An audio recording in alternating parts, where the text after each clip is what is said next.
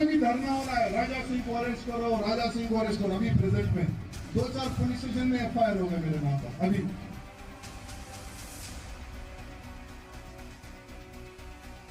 जिहादियों का एक लक्ष्य है, अंतिम हिंदू तक मारना, अंतिम हिंदू तक धर्मांतरण करना।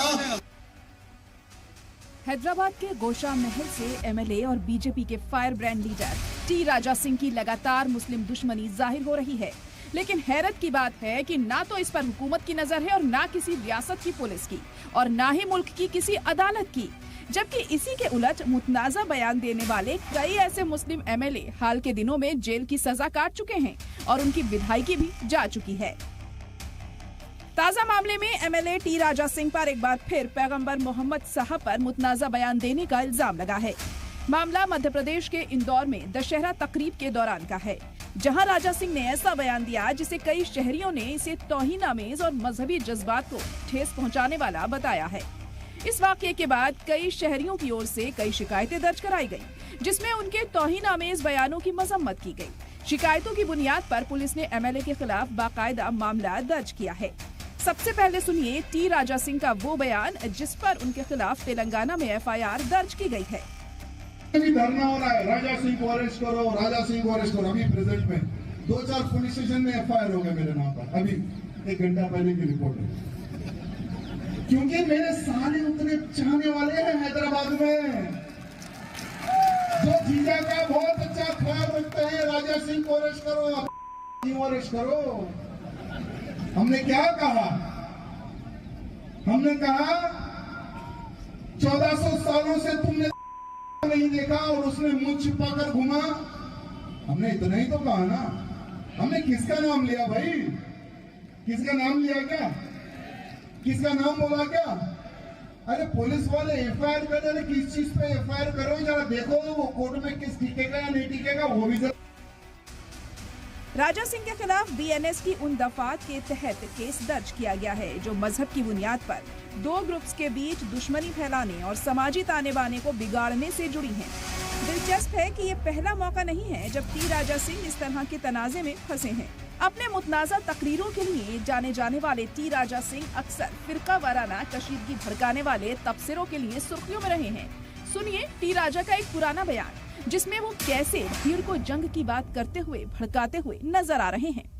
जिहादियों का एक लक्ष्य है, अंतिम हिंदू तक मारना, अंतिम हिंदू तक धर्मांतरण करना। यही जिहादी सीख रहे हैं, यही जिहादी सोच रखकर आगे बढ़ रहे हैं। मेरे मित्रों, संगठित रहो, जातिवाद में मत बटो। जातिवाद में जो बटेगा वो सर्वनाश हो जाएगा, खत्म हो जाएगा। ये बात ध्यान रखना। आने वाला समय, बार एक चीज पर मैं फोकस डाल रहा हूँ, आने वाला समय सिर्फ युद्ध का समय है। डरते हो क्या? डर लग रहा है क्या? भविष्य में जब भी आपको डर लगे तो संभाजी। टी राजा सिंह अपने मुतनाज़ा बयानों के लिए लगातार सुर्खियों में रहे हैं, जिनसे समाजी और मजहबी कशीदगी पैदा हो चुकी है। टी राजा सिंह ने पिछले साल में कई बार मुतनाज़ा तबसरा किया है। देखिए 19 मार्च 2023 को महाराष्ट्र के संभाजी नगर में हिंदू जन जागरण रैली से खिताब करते हुए टी राजा के मुंह से किस तरह से मोहब्बत के फूल बरस रहे हैं। जहाँ पर भी आपको पता चले कि हमारी बहन बेटी लव जिहाद की शिकार हो गई तो तुरंत अपनी टीम को लेकर चले जाना। डरते हो क्या? डर लग रहा है क्या? भविष्य में जब भी आपको डर लगे तो संभाजी महाराज को याद कर लेना। जहाँ पर भी लव जिहाद के नाम पर हमारी बहन बेटी शिकार हुई तुरंत अपनी टीम को लेकर चले जाना। ये लव जिहाद का जो षड्यंत्र है ये बंद कर दे, नहीं तो पूरे भारत में 100 करोड़ हिंदू है। अगर हम हिंदू जिहाद करेंगे तो तुम्हें विवाह करने के लिए लड़कियां भी नहीं मिलेंगी। इसने मेरे संभाजी को तड़पा कर मारा।